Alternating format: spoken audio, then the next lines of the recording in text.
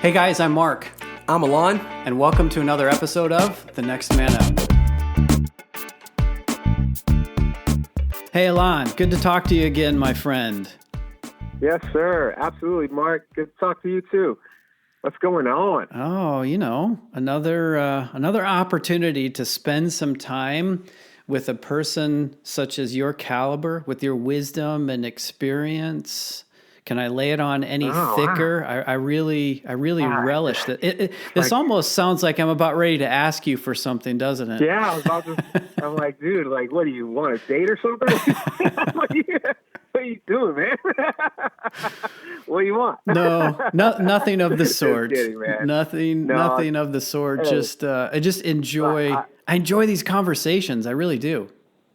yeah, man. Me too, dude. Me too, man. And so, likewise, it's another opportunity to hang out and talk and converse with a good man that is on this earth and makes this world a brighter place.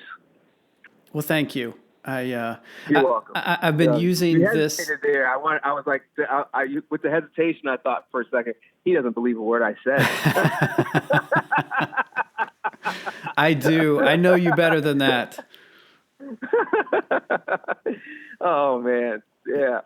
It's all good, man. It's all good. I've been using this reference a lot lately in my Next Man Up travels. Just that it's not a perfect analogy, but we're in this war, and we're in a war that is about helping men to be better men, and we've got a specific angle here.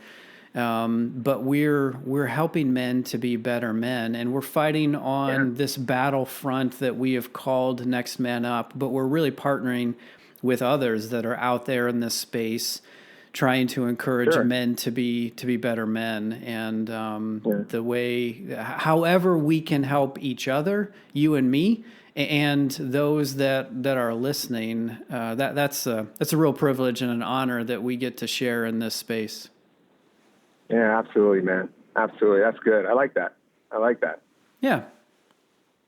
So, dude, I heard you were hanging out and got to do something really sweet.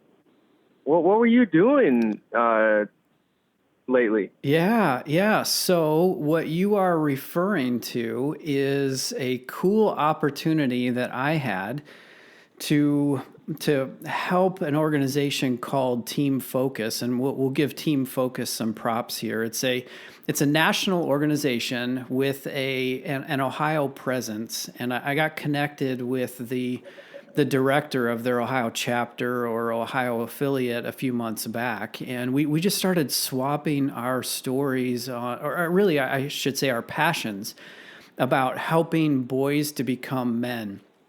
And that illustration I shared a few minutes ago about different battle but same war, Team Focus is all about providing mentors for boys ages 10 to 18 that do not have a father or a father figure in their lives. And you know this from personal experience. Our listeners know this just from general understanding and from common sense that when dad's not in the home, it makes an impact. And so Team Focus comes alongside these boys and teaches them life skills, like simple things: how to tie a tie, how to be present in an interview, how to shake hands, how to make eye contact, things that a typical boy with an engaged father at home would take for granted.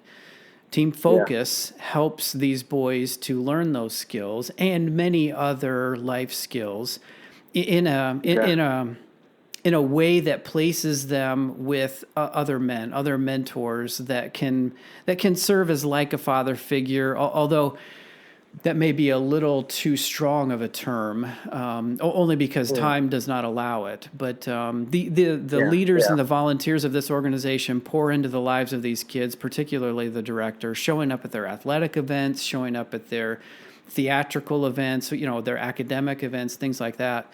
And it's really making a difference. So that as the context, this organization invited me to speak at their Christmas banquet a while back, and man, what a cool opportunity that was. And we talked about this. You and I did offline leading up to it. How can I connect with boys that have such a different experience than me and my boys?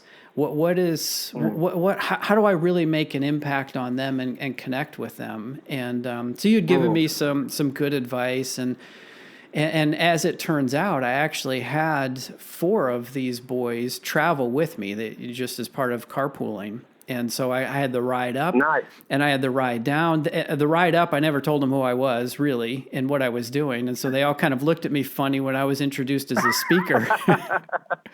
Right? Yep. and then on the ride home, it was after the event together, it was even more relaxed. Sure. So I knew you. Yeah, it was cool. It was really cool. Yeah. And there were just a few things that I wanted to reflect on, if you don't mind, in this. No, please. In this space here. I guess the thing that stood out to me most is probably something I should have been aware of, but in the midst of it, I'm experiencing these boys just be boys. They've got labels of like the fatherless or the troublemaker or that kid, and many of them were black, and so there's that skin color, that cultural difference, the language difference, the music difference. But when you strip all of those labels away and you give them a place to feel emotionally safe, to feel physically safe, they were just boys, man. They were just boys. And the one example that really brought this home to me is we're cruising down the highway on our way back, and we pass a semi. And I don't know if you ever did this when you were a kid, but when I was like 8 or 10 or 12. I know what you're going to say. I know what you're going to say. Yeah, I'm looking up at the driver, and I'm asking with my arm for him to honk his horn. That was a thrill when I was 8 or 10 or 12. I've got this 17-year-old high school junior in the front seat with me, and he and his brother are both doing it at the same time. The driver responds, honks his horn, and the smiles on these kids' face were huge. They were huge. Yeah. It was this simple thing. But here's this 17-year-old boy who knows what type of life is like at home. All I know is it's bad enough that dad's not there, not present, and so he qualifies for this program. Here he is being a 10-year-old boy getting a semi to honk his horn. That's when it really resonated with me or clicked with me that, boy, these boys feel safe to just be boys again. And it was really, really cool. Cool, man. Cool, dude. That's sweet.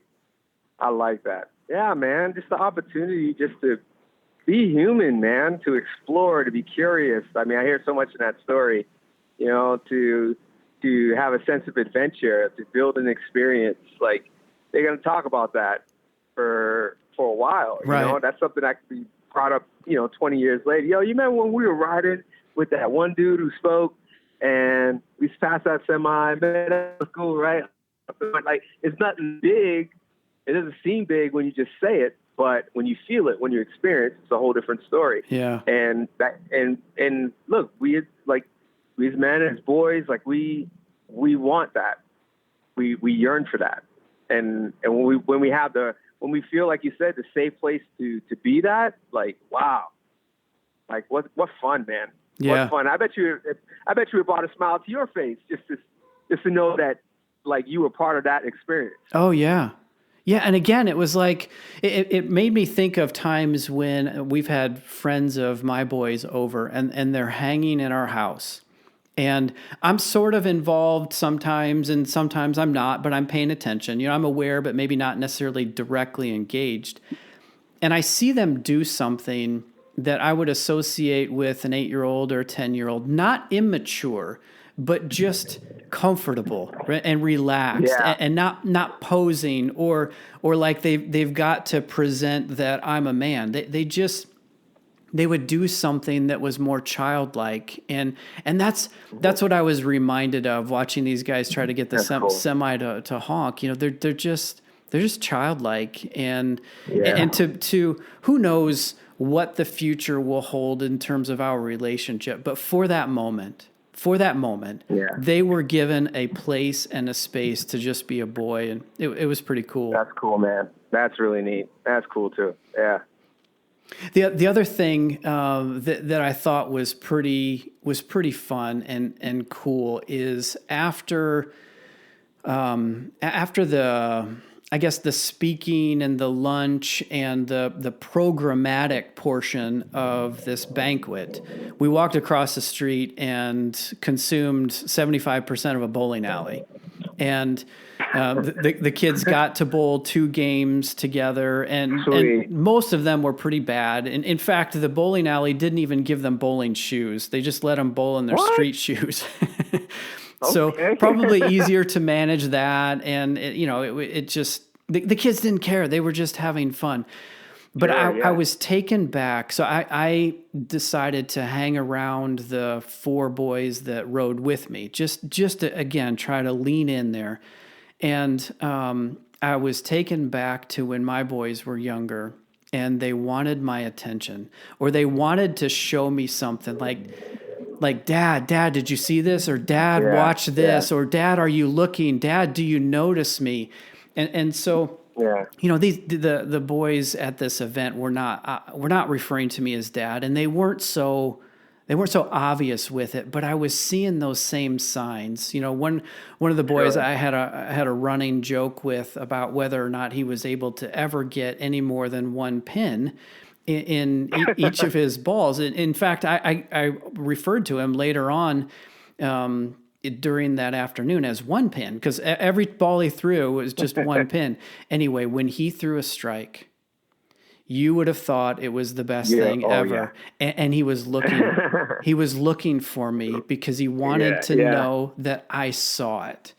And here's this middle-aged, bald, white guy that's got nothing in common with this kid other than a connection. Yeah. And I don't mean to brag on myself. That's not where I'm going. It's just, it was a reminder that he just needed some attention. He wanted somebody to notice. Yeah. And when somebody of the male gender noticed and took interest in what was going on, he just lit up.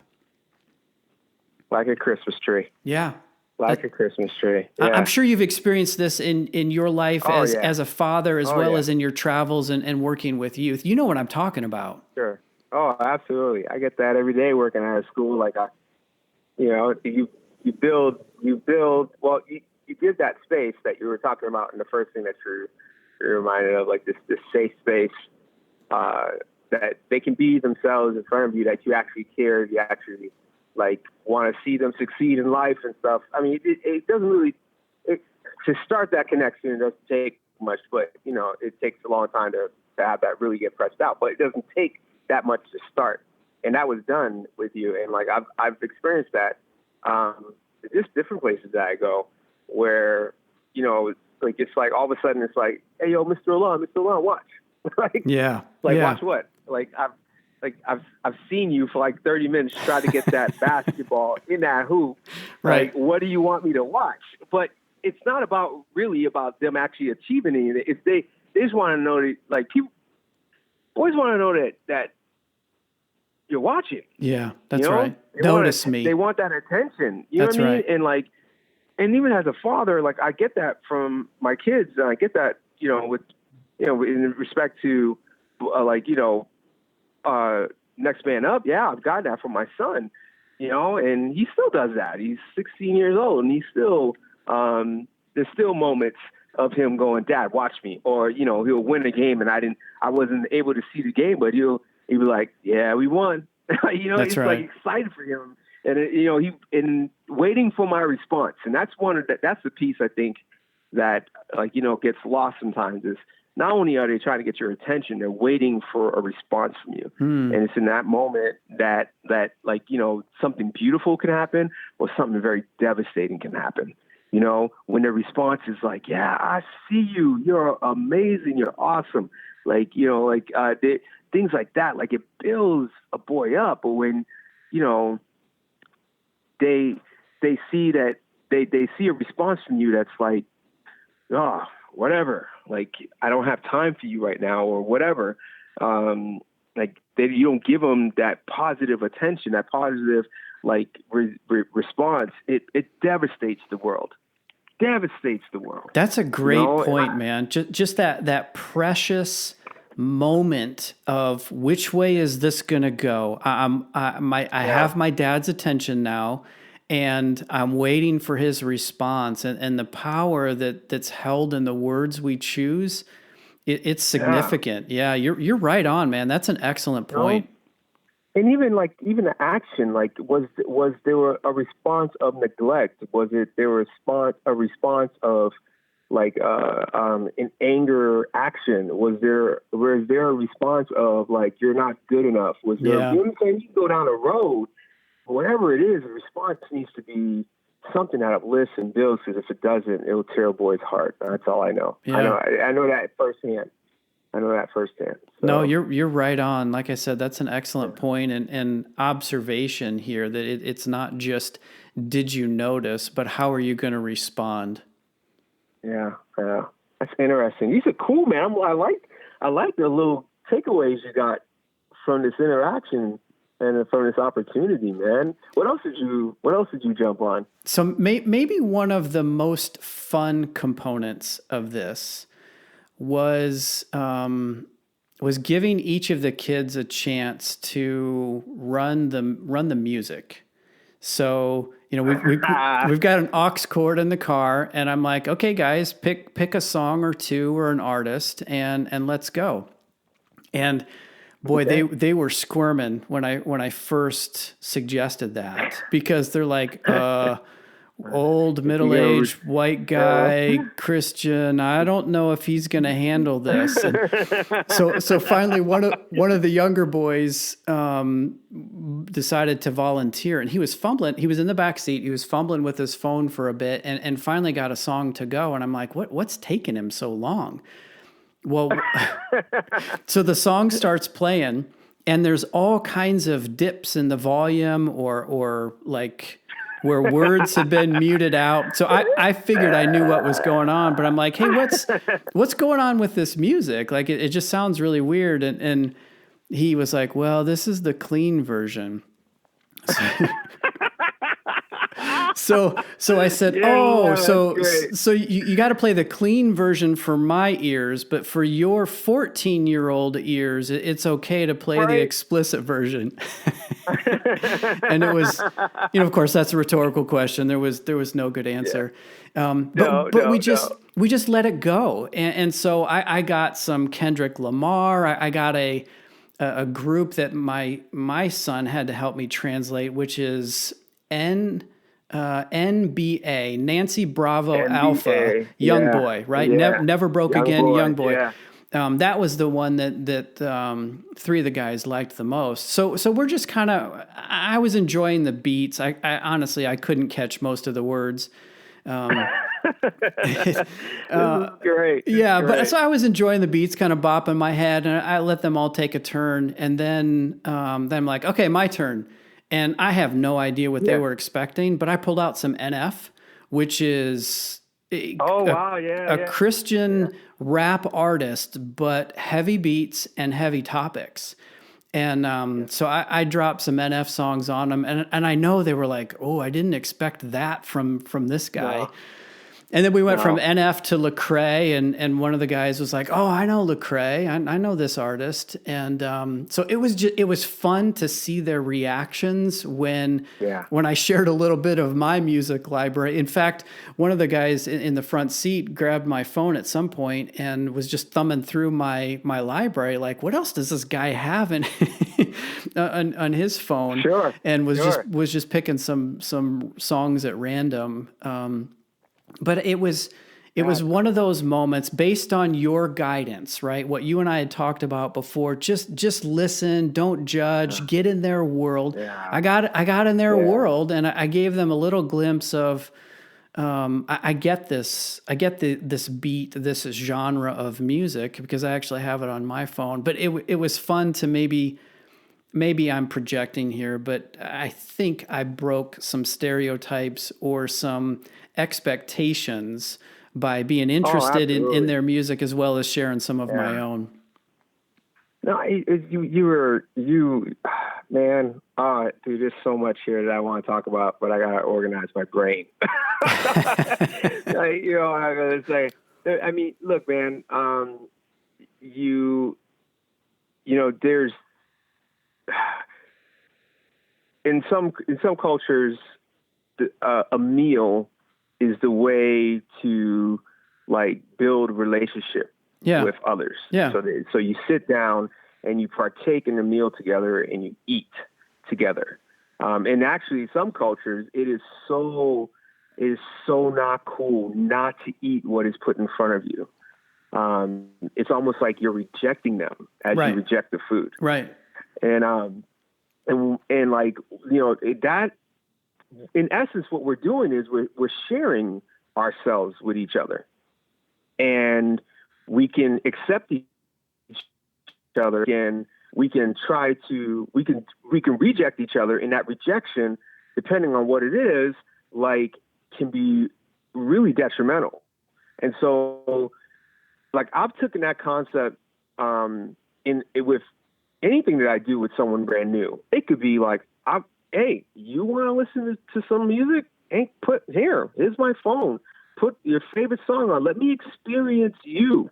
Like, why do you like this song? Like, what is it about this music that you care about so much? I want to experience with you. I don't care if it's swearing. I don't care if it's calling my mom, like, Santa's like 8th reindeer. I don't care. Like, I just want to experience you because you are awesome. You were created in the image of God. Like, you are a child of God, just like I am. We're awesome. Our daddy's awesome. Our brother, Jesus, is awesome. Let me experience the awesome person that God created and what you like. And then it's like, well, now let you experience me. And like, there's this sense of like sharing each other. Yeah. And when we, with my kids, I wait until an appropriate age, but if they feel like, Daddy, I want to listen to a song, and the song is maybe not a song that I might, at first, as a father, might look at them a little weird. But I learned to turn that off, because there's something about it that catches you and you want to listen to it. Maybe it's a drum, maybe it's the piano there, maybe it's the way this person sings this note, but it catches you. And I want to experience that with you. I don't want to judge you. I don't want to look at you and be like, you're so so far away from the Lord. That's so off-putting. Like, I want to experience you through listening to some music with you. Yeah. And that drops barriers, man. That drops barriers. And it's cross-cultural missions. It's whatever you want to call it, but it's simply us being humans together, like enjoying what the other person likes, seeing what makes you happy and smile.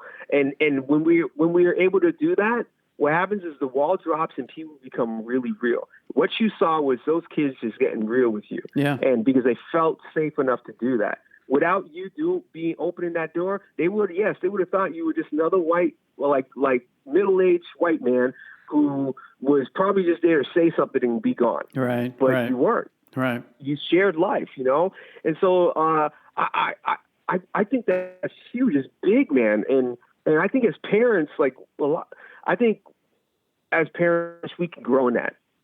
We can grow in that, and we can grow in that with our own kids. Like, our own kids get because they know us, right? They know what we like, what we don't like. They know what we'll judge and what we don't judge. And so they will hold things back from us, which in some sense, I get it. It's okay. But then it's like, well, wait a minute. I want you to be able to talk to me about anything. Yeah. I want you to be able to open up about anything, because there's going to be days where you're going to need someone who's experienced and is wiser and knows more like than you to sit down and talk to about something important. If there's anyone in the world that's going to be that person, I want to be that person as your parent. Yeah. I want to be that dude as your father. And so like my son, I hear NBA Youngboy playing out of his speakers, and I'm just like, let's take a ride. You drive and I'll sit and we'll talk. Why do you like this? Here's here's the words. Like, tell me what about it that you're getting? Like, do you agree with this one thing that he says here? No? Why not? Do you agree with this? You don't agree. Well, why don't you agree? If you do agree, why do you agree? Hey, man, he just said that he was going to do something really crazy with the opposite sex. Like, what do you think about that? Let's talk about that. It's such a wide open door, and it's not judging. It's asking questions. It's getting into their world and being real with them so that they know that you're not going to judge them when they present something that's really like awkward for them to present. And you're going to speak to them as a human being and give them wisdom to succeed in life. Like that, man, I'm aiming for that. I'm just aiming for that. And I'm aiming for that with their friends too, like with my son's friends. Like, I'm like, dude, sleep over. You wanna talk real life? Let's talk real life. You wanna talk about anything? Let's talk about anything, because I want you to know this is a safe space for you. Now, that's not saying that I'm like, gonna fling out like open every door and every window. Right. There's discretion and judgment, right? There's discretion, but we have to. Kids think adults are just judgy, man. I know. They really do. Yeah. They think we're just judgy. They think like every chance they get that we get, we're going to drop a hammer on them. And you know what? That translates to the way that kids view God. A big way that kids view God is through like lenses of their parents. That's right. And if we're judgy and we're shutting them down, like every chance that we get, we don't let them speak like real life like to us. Like they look at God like that. Like he's the one who sits far off and never comes close. And every time we do something wrong, they do something wrong that he's gonna drop a hammer on them. Like there's so many dynamics there, man. But when we get real, man, when we come into their world without like pointing the finger, but instead we're with open arms saying, talk to me, share with me. And then we do the same with them with discretion. I understand. But we do the same with them, man. What a beautiful thing can happen, man. What a beautiful thing can happen. So I agree. Yep, I agree with all that. And when you and I talk about courageous parenting, engaged parenting, doing the difficult things, that's an example of what we're talking about. It's a whole lot easier to say, turn that off. I don't like the words, or that's not my style of music, or I don't care. I said so, or the classic cliche, do as I say. That doesn't that's fine for transaction. It's not good for relation. And what you're talking about, it takes engagement, it takes courage, it takes some intentionality. It's harder for sure, but it's better. Because you've got that relational grounding, so that when there is a need, particular parent-child, when there is a need on the child's end, they can come to the parent and say, okay. And of course, they don't say it like this, but all those chips you put in my bank, I'd like to cash some of them in because I need your help. And I use financial terms sometimes, like return on investment, ROI. But when you get to those points, that's the ROI on that relationship, and it's worth it, man. You know this, I know this. It's worth it. Totally, man. So the best. One quick story, and then we'll land the plane. The best moment of the entire handful of hours that I spent with this organization, with these kids, is when the guy that was my co-pilot up and back, when he came to me at some point during the bowling event, gave me his phone and said, "Hey, can you type in your number? I want your number." Like I am nothing to this kid, right? Before, and yet created space in such a way that he's like, hey man, can I have your phone number? So that Dude. For me, that was the best moment right there. Bro, that's icing on the cake. Yeah. That is icing on the cake, man. Oh man. I'm sorry, I'm giddy right now because I love watching that, seeing that, and experiencing that happen. Like that's what it's about. Yeah. That's what it's about. Like this kid found somebody on this planet that he feels comfortable enough to like call and connect with about something. Yep. You know what I mean? Yep. Like that's huge. Yep. That's huge. Mark, man, bless you, bro. It was an honor. It was a real honor for me. And, the day would have been worth it even without that. But that really was the highlight for me. Yeah. That's awesome. Oh, man. Anyway, I'm sorry. Whoever's listening, I'm sorry if I sound so happy. But I get giddy over that stuff. I'm sorry. Well, this is right to your heart and to your passion. Yeah. So I would expect nothing less. So anyway, shout out and props to Team Focus for the work that they're doing. I was lucky to be a part of it. And I hope that the relationship with the organization and some of these kids will continue to grow. But props to them. And if you want to check them out, their website is teamfocususa.org. They're doing some really, really good work. So Team Focus, thank you for the opportunity. And Alon, thank you for the chance to share some of the cool stories with you today. I figured, given your passion and the work that you do, that this would resonate. Yeah, absolutely. Thank you for sharing with me, man. That's good. I'm all excited. And I didn't even go. That's right. Maybe next time. Really cool. Maybe next time. Yeah, man. All right. Dude, as always, love you, man. Appreciate you talking with me. And world, thank you for listening. Likewise. Adios. Hi. Peace.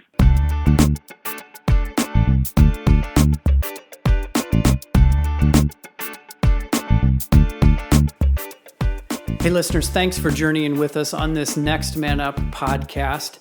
We would love to hear from you. Maybe you have a question or an idea, perhaps a topic for us to consider. If that's you and you want to reach out to us, you can get us at feedback@thenextmanup.com. That's feedback@thenextmanup.com. Again, we'd love to hear from you. Until next time, we'll see you later.